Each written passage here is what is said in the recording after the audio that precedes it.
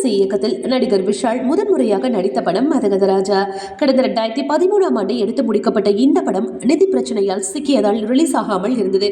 இதனையடுத்து ஆம்பல, ஆக்ஷன் என சுந்தர் சி அடுத்தடுத்த படங்களை வெளியிட்டார். ஆனால் மதகதராஜா மட்டும் 12 வருடங்களாக ரிலீஸ் செய்யாமலே இருந்தது. அதன்படி பொங்கல் ரேஸிலிருந்து நடிகர் அஜித்தின் விடாமுயற்சி திரைப்படம் விலகியதை அடுத்து மதகதராஜா திரைப்படம் பொங்கலுக்கு ரிலீஸ் ஆகும் எனவும் அறிவிக்கப்பட்டது. அதே போல அந்த திரைப்படமும் ரிலீஸ் ஆனது. இந்த நிலையில சந்தானத்தோட காமெடி, விஷாலின் ஆக்ஷன், அஞ்சலி மற்றும் வரலட்சுமியின் கிளாமர் என அனைத்தும் அடங்கிய ஒரு பக்கா கமர்ஷியல் பேக்கேஜாக இருந்ததால் இந்த பொங்கல் பண்டிகைக்கு சிறந்த ட்ரீட்டாக மதகதராஜா அமைந்தது. அது மட்டுமின்றி ஃபேமிலி ஆடியன்ஸை கவர்ந்ததால் மதகதராஜா திரைப்படம் இந்த ஆண்டின் பொங்கல் வின்னராக உள்ளது. இந்த ஆண்டு பொங்கல் பண்டிகைக்கு ரிலீஸ் ஆன தமிழ் படங்களில் மதகதராஜா திரைப்படம் தான் அதிக வசூலை வாரி குவித்துள்ளது.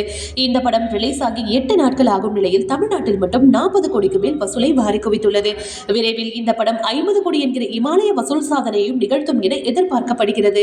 2013ஆம் ஆண்டு வெறும் 15 கோடி பட்ஜெட்டில் எடுத்து முடிக்கப்பட்ட இந்த படம் தற்பொழுது அதைவிட 3 மடங்கு அதிக வசூலை வாரி குவித்துள்ளதால் படக்குழுவும் உற்சாகம் அடைந்துள்ளனர்.